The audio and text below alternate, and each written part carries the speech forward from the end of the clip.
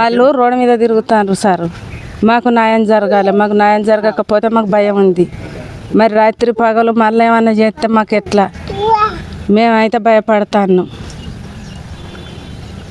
ఈరోజు గొల్లపల్లి మండల కేంద్రం పక్కనే ఉన్న గుంజపడిగ గ్రామంలో ఒక దళిత కుటుంబం కాగిత శేఖర్ గారి ఇంటికి 2వ తారీఖు రోజున రాత్రి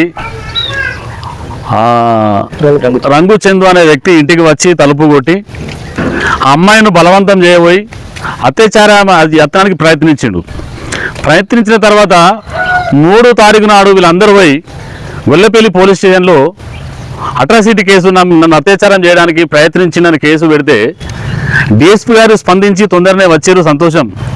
కానీ సార్ ఒకటి విషయం మర్చిపోతున్నారు, మీరు చట్టపరంగా చర్యలు తీసుకోవాలి. ఒక నిందితుడు అత్యాచారానికి ప్రయత్నించి మళ్ళీ వాళ్ళ ఇంటి మొదలు బండ్ల మీద తిరుగుతూ ఉంటే అసలు చట్టాలు ఏం చేస్తున్నాయి?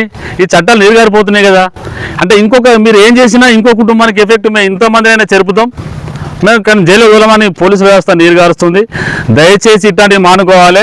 ఒకవేళ ఈ కేసుల గిట్ట మీరు ఎలాంటి లేటు చేసినా వాళ్ళని అరెస్ట్ చేయకుంటే మేము గొల్లపల్లి మండలికి వెళ్ళి చెప్తున్నాం, రాష్ట్ర వ్యాప్తంగా జిల్లా వ్యాప్తంగా ధర్నాలు చేయడం జరుగుతుంది.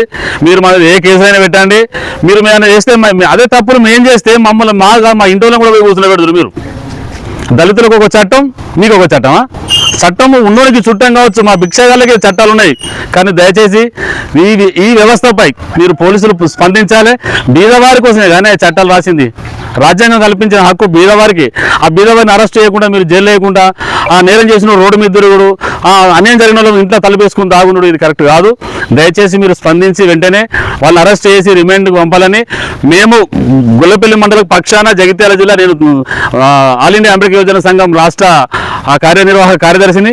ఈ విషయం గిట్ట మీరు లేట్ చేస్తే దయచేసి మేము చెప్తున్నాం, రాష్ట్ర వ్యాప్తంగా ధర్నాలు చేయడం జరుగుతుంది. తొందరగా మీరు అరెస్ట్ చేసి రిమాండ్ పంపాలని కోరుతున్నాం. జై భీమ్.